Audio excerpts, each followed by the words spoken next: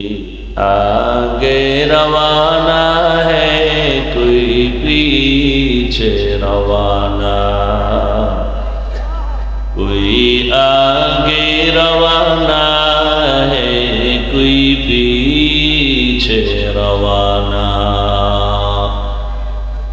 मोहम्मद ने आकर कुफर को मिटाया,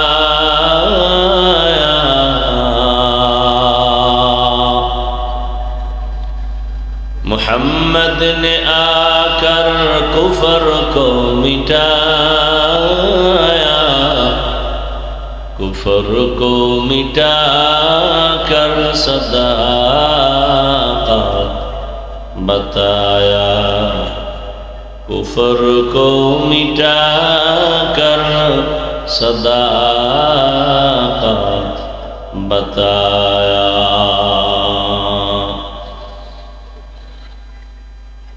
বাইতুল হাফিজ কর্তৃক আয়োজিত আজকের এই ওয়াজ মাহফিল 10 ফেব্রুয়ারি 2025 মহতি এ মাহফিলে উপস্থিত মোহতারাম সম্মানিত সভাপতি, বিশিষ্ট আলেম দ্বীন, হাজারো আলেমের উস্তাদ, উস্তাজুল উলামা ওয়াল আসাতিজা, হযরত মাওলানা মুফতি মনির হোসেন কাসেমি দামাত বারাকাতুহুম, মোহতামিম জামিয়া মাদানিয়া বারিধারা ঢাকা,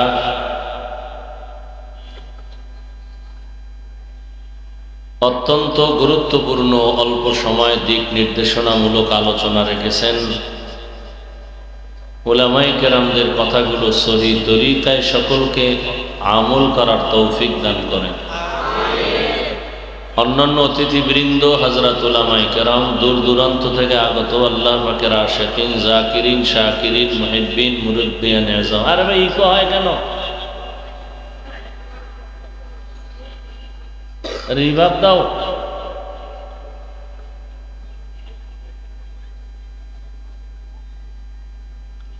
আল্লাহ পাকের দরবারে শুকর।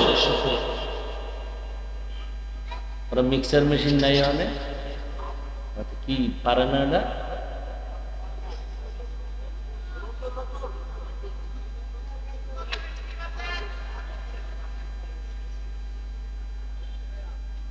যে আল্লাহ আমাদেরকে সুস্থ রেখেছেন এবং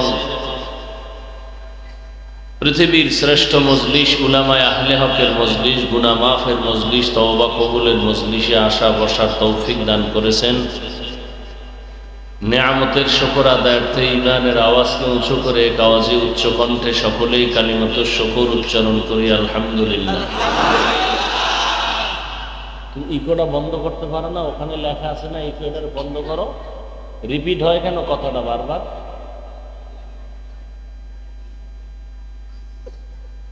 দরুদ ও সালাম সৈয়দুল মুরসালিন, রাহমাতুল লিল আলামিন, শফিউল মুজনিবিন, খাতামুন নবিয়্যিন, সৈয়দুস সাকালাইন, ইমামুল মুরসালিন, শফিয়ে আযম, রাসূল আকরাম, রহমতে আলম, নবিয়ুল আরব আল আযম, হাবিবে কিবরিয়া, আশরাফুল আম্বিয়া, সৈয়দুল আম্বিয়া, হযরত মুহাম্মদুর রাসূলুল্লাহ সাল্লাল্লাহু আলাইহি ওয়া আলিহি ওয়াসাল্লামের উপর। ভলিউম বাড়াও, আর কিছু দরকার নাই, সব আউলা বসেছে।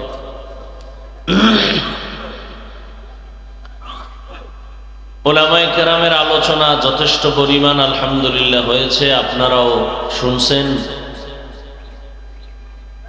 আমি আপনাদের দোয়া নিতে আসছি এবং সংক্ষেপ দু চারটি কথা বলার জন্য কোরআনে হাকীমের এক আয়াতে কারীমা, রাসূলের হাদিস থেকে একটি হাদিস পড়েছি। ইখলাস ও রুহানিয়াতের সমন্বয়ে সহি নিয়তে, সহি তরিকায়, সহি কিছু কথা আমাকে বলার মতো, আপনাদেরকে শুনবার মতো দয়াময় আল্লাহ তৌফিক দান করেন। আমিন।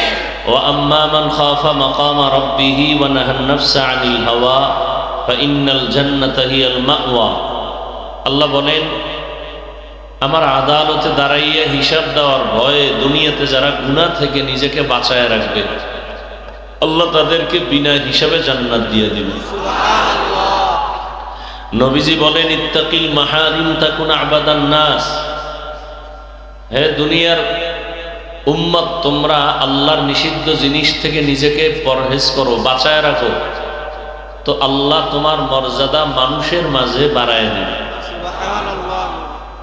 মর্যাদা কে বাড়াবেন? আল্লাহ। মানুষ দুনিয়াতে আসার আগেই কিন্তু আল্লাহ মর্যাদাবান করে মানুষকে বানাইছেন। মানুষ বানাইয়া মর্যাদা দেন নাই, বরং মর্যাদা দিয়া মানুষ সৃষ্টি করেছেন। এখানে কারো কোনো হাত নাই, কারো কোনো পরামর্শ নাই। স্থায়ীভাবে আল্লাহ মানুষকে সৃষ্টির শ্রেষ্ঠ মর্যাদা দিছেন, এরপরে মানুষ সৃষ্টি করেছেন।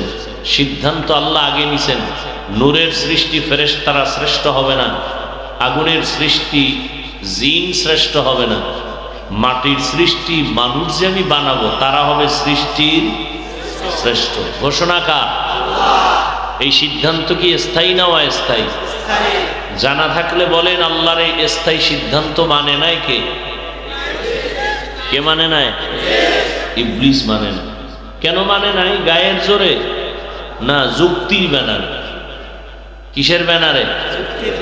আল্লাহ বলছিলেন, উসজুদু লি আদম, আদম রে সেজদা করো। ফাসাজাদু ইল্লা ইবলিস, সবাই সেজদা করলো, কে করে নাই? ইবলিস। এই ইবলিস, সেজদা করলা না কেন? ইবলিস বলে, আমার যুক্তিতে মেলে না। কি যুক্তি তোমার? বলে, খালাকতানি মিন নারিন ওয়া খালাকতাহু মিন তিন, আমাকে আপনি সৃষ্টি করেছেন আগুনের দ্বারা, আদমকে বানাইছেন মাটির দ্বারা। মাটির গতি নিচে, উপরে যতই মারে নিচে আসবে, আর আগুনের গতি যতই দাবায় রাখবে উপরের দিকে যাবে। তাহলে আমার গতি উপরে, আমি নিচু হব কেন? আদম উল্টা আমার সেজদা করবে, আমি উল্টা হুকুম দিলেন আমি ওরে সেজদা করব। এটা যুক্তি হলো? যুক্তিটা সুন্দরভাবে মিলাই দিছে, কিন্তু এখানে কারবার চলে মালিক আর গোলাম। মালিকের হুকুমের সামনে গোলামের কোনো প্রশ্ন চলে না। প্রশ্ন করাটা বেয়াদবি। প্রশ্ন করা কি? কোনো যুক্তি চলবে? আমার দেশে আল্লাহর এক বান্দি যুক্তি দেয়, যুক্তি দিয়া বলে যে একচাটিয়া নারীর উপরে পর্দার হুকুম, এটা তো ঠিক না। আবার ইদানিং কালে শুনতেছি কিছু কিছু দেশের দামি দামি নারীরা তারা একমত হয়ে ময়দানে নামবেন। তাদের মূল থিম কি? বলে যে বৈষম্য দূর করতে হবে। সুন্দর কথা, কালেমাতু হাক্কিন উরিদা বিহাল বাতিল, কথা ভালো মতলব খারাপ। বৈষম্য দূর করার জন্যই তো আন্দোলন। তারাও বলে বৈষম্য দূর করতে হবে। কিভাবে? বাবার সম্পদ ছেলে যা পাবে মেয়ে কম পেতে পারবে না, সমান সমান দিতে হবে। মোটামুটি আল্লাহর কোরআনদারে বাদ দাও এই কথা বলতে পারে না, ইশারা ইঙ্গিতে সবকিছু আল্লাহর বিরুদ্ধে যুদ্ধ ঘোষণা। কার বিরুদ্ধে যুদ্ধ ঘোষণা? আল্লাহর বিরুদ্ধে। ওদের ওই মেধা নাই যে আল্লাহ বাবার সম্পদ নারীদেরকে বাহ্যিক দৃষ্টিতে কম দিলেও, ছেলের অংশ বেশি দিলেও মূলত ঘুরে ফিরে মেয়েরাই বেশি পায়। এটা বুঝার মতো মেমোরির জিবি নাই। মেমোরির কি নাই? জিবি নাই। মেমোরি জিবি 1, জিবি 2, 4, 8 ডিজাইন কিন্তু সব কি এক, ভেতরের জিবি আলাদা। তাহলে আমরা মানুষের এই যে মেমোরি মাথা, এটা সব এক, ডিজাইনও এক, ভেতরের জিবি কিনা এক না। কারো জিবি 1, কারো 2, কারো 4, কারো 8। তবে যত বেশি জিবি হোক না কেন, মখলুকের মধ্যে সীমাবদ্ধ। এই পরিমাণ জিবি নাই যে খালেকের উপরে আঙ্গুল তুলবে। যদি কেউ মখলুকের জিবির ভিতর দিয়া কেউ খালেকের উপরে আঙ্গুল তুলতে চায়, ওর জিবি হ্যাং হয়ে যায়। এই যারা বেশি বুঝতে চাইছে এরা পাগল হয়ে গেছে। পাগল হইতে তো আর বেশি তার ছেঁড়া লাগে না, একটা তার ছিঁড়ে গেলেই পাগল।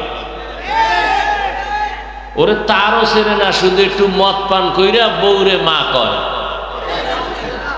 এর মধ্যে দেখেন যে কি হালাত, শুধু একটু মদ পান করছে, এবার চেনে না কে মেয়ে কে বউ, কে মা কে স্ত্রী।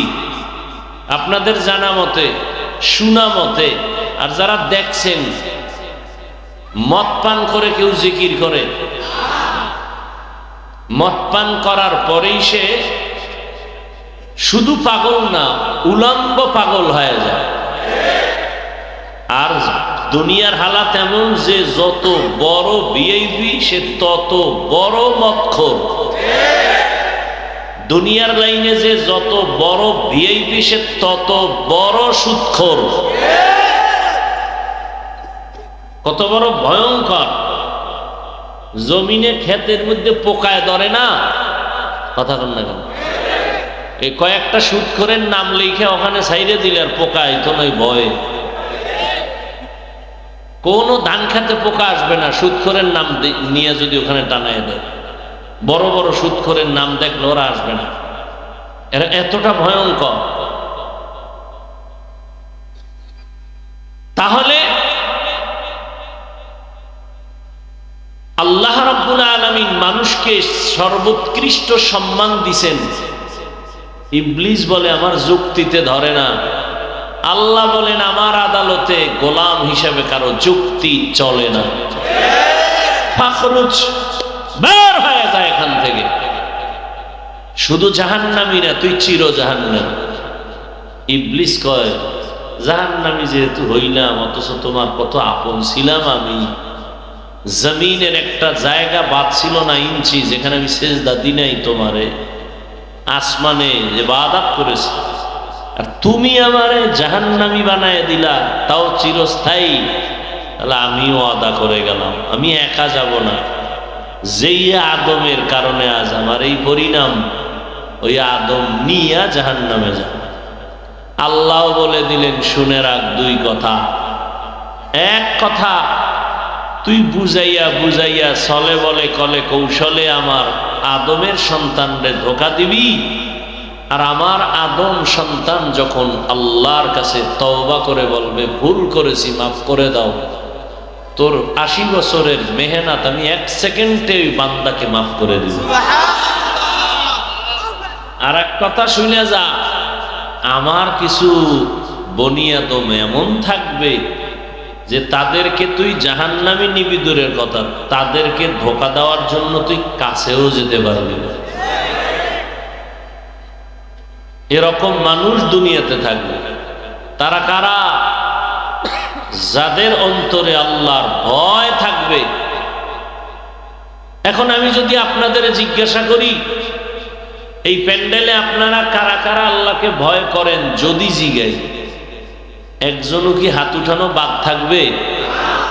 বরং কিছু চালাক পারলে পাও আলগি দিয়ে দিবে যে আমরা হাত পাও মিলেই খোদারে ভয় করি। অথচ এখানে অনেক আল্লাহর গোলাম বসে আছে, আজকে ফজর পড়ে নাই, জোহর পড়ে নাই, আসর পড়ে নাই, মাগরিব পড়ে নাই, এশাও মোনাজাতের পরে সোনাবন্দের গান গাইতে গাইতে বাড়ি যাইয়া সারা রাত মোবাইলে জেনা করবে, ফজর করবে। এও কয় আমি আল্লাহরে ভয় করি। আর আমি 5 বেলার নামাজ ঠিক মতো আদায় করে বলি আমিও আল্লাহকে ভয় করি। আপনি দাড়িটা কেটে বলেন আমি আল্লাহকে ভয় করি, আর আমি দাড়ি রেখে বলি আল্লাহকে আমি ভয় করি। আপনারা পর্দা লঙ্ঘন করে বলেন আল্লাহকে ভয় করি, আর আমি পর্দা রক্ষা করে বলি আমি আমার আল্লাহকে ভয় করি।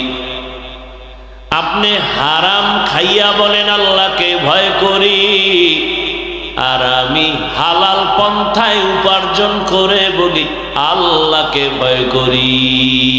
দুই ভয় কি সমান? আমি বলবো আপনার ভয় আসলে ভয় না। একজনের সাপ দেখলে বড় ভয় পায়, সাপ ভয় পায়, তার মানে কি সাপ ধরবে? কথা বলেন না কেন? সাপ ধরবে? সাপ ধরবে তো দূরের কথা, আসলেই যদি কেউ সাপরে ভয় পায়, ওই বান্দা সাপ ধরবে দূরের কথা, সাপ যেখানে থাকবে সেখানেও যাবে না। কেন? সাপেরে কি ভয় পায়। জমিনের মধ্যে সন্তান মা বাবাকে ভয় পায়, প্রমাণ বলে সন্তান মা বাবার সামনে কখনো অন্যায় করে না, শাস্তির ভয়ে, পিটার ভয়ে, বেতের বাড়ির ভয়ে। একটা ছাত্র শিক্ষকের ভয় করে, প্রমাণ বলে শিক্ষকের সামনে ছাত্র অন্যায় করে না, কেন? বেতের বাড়ির ভয়। ঠিক আমার আল্লাহর জাতের কসম, এই জমিনে যেই মানুষ আমার আল্লাহকে ভয় করবে, গলায় ছুরি লাগাবে, দাড়ির মধ্যে অস্ত্র লাগাবে না। हर के दारत खौफे हकदार दिल मदगम, हर के दारत खौफे हकदार दिल मदगम, जन्नतुल मअवा देहद उरा मकाम जुज़बा हक जी जे मखाज इंसुजा फजले उआ मस्ते दर जुमला जहां।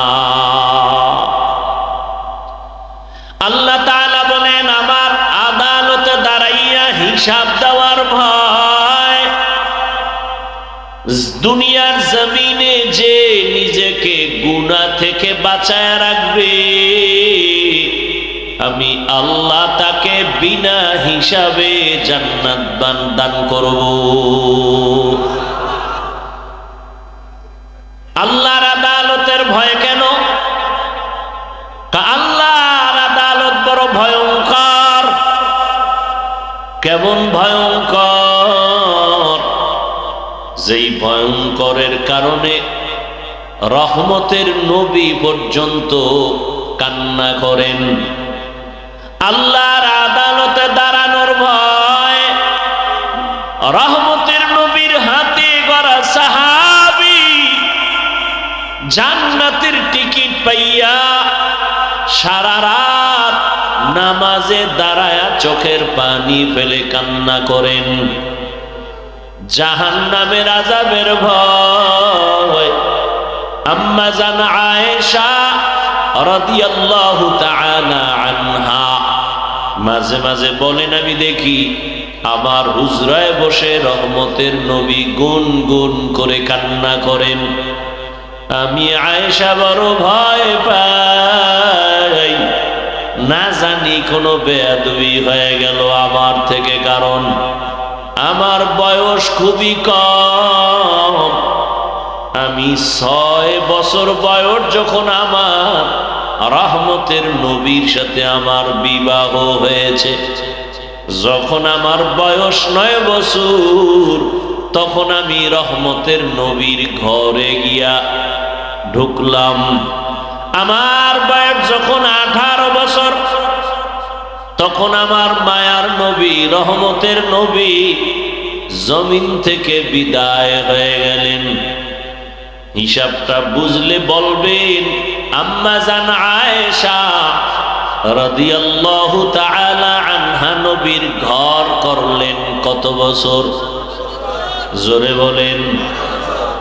6 বছর বয়সে রহমতের নবীর সাথে বিবাহ, 9 বছর বয়সে নবীজির ঘরে আসলেন, 18 বছর বয়সে রহমতের নবী চলে গেলেন। মাত্র 9 বছর নবীর ঘর করলেন। 18 বছরের বয়সের বোন, আমাদের দেশে তো অনেক 18 বছরের মেয়েদের বিয়েই হয় না। এর মধ্যে আবার একদল আগুন লাগায় কয় বাল্য বিবাহ বন্ধ করে দাও। তার মানে আকাম চালাও, লাইসেন্স লাগবে না। আকাম চালাইতে থাকো, তবে বিবাহ চলবে না, আকাম চলবে। আম্মা জান আয়েশা রাদিয়াল্লাহু আনহা বলেন, মাত্র আমি 18 বছরের নারী, 9 বছর রহমতের নবীর ঘর করে রহমতের নবীর দোয়া পাইয়া কি হয়েছি। আম্মা জান আয়েশা বলেন, আমি 2000-এর উপরে হাদিসের হাফেজা হয়ে গেছি। কয় হাজার? আপনারা পারেন কয়শো? কথা কন না কেন? আপনাদের ঘরের মহিলারা একটাও না, একটা হাদিস না পাইরা আপনি আহলে হাদিস হন কেমনে? জিন্দেগি মে বন্দেগি তু করনা হে, जिंदगी में बंदगी तू करना है, जिंदगी बे बंदगी शर्मिंदा है, जिंदगी बे बंदगी शर्मिंदा है। दुनिया में हो दुनिया का तलबगार ना हो, बाजार से गुजर हो खरीदार ना हो, ये दुनिया एक मिसले कागज फूल है, ये दुनिया एक मिसले कागज फूल है, जिंदगी में बंदगी तू करना है, जिंदगी में बंदगी तू करना है, जिंदगी बे बंदगी शर्मिंदा है, जिंदगी बे बंदगी शर्मिंदा है, जिंदगी में बंदगी कुन बंदगी, बंदगी बे जिंदगी शर्मिंदगी। अम्मा जान आयशा रादियाल्लाहु ताआला आनहा रहमतेर नबी কান্না করে আম্মা জান জিজ্ঞাসা করেন, ইয়া রাসূলুল্লাহ, মাঝে মাঝে আমি তাকায় দেখি আপনি গুনগুন করে আমার হুজরায় বসে কান্না করেন কেন? রহমতের নবী বলেন, হে আয়েশা, 3টা কঠিন কষ্টের কথা যখন আমার মনে হয়, আমি চোখের পানি ধরে রাখতে পারি না। এক, আমার অন্তরে যখন খাদিজার কথা মনে পড়ে যায়, আমি চোখের পানি ধরে রাখতে পারি না। কারণ ও আয়েশা, তুমি আমার সুখের দিনের বিবি, খাদিজা আমার দুঃখের সময়ের